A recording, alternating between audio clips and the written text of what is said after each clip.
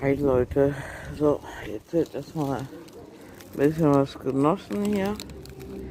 Schön ruhig und zum Kaffee trinken ein Stück Coken.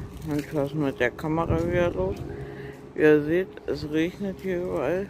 Deswegen werde ich jetzt hier nach Hause gehen und eine Runde zocken. Und ich wünsche euch einen schönen Tag und ich hoffe, bei euch ist es nicht so verregnet oder so viele Baustellen wie hier bei mir. Wir sehen uns.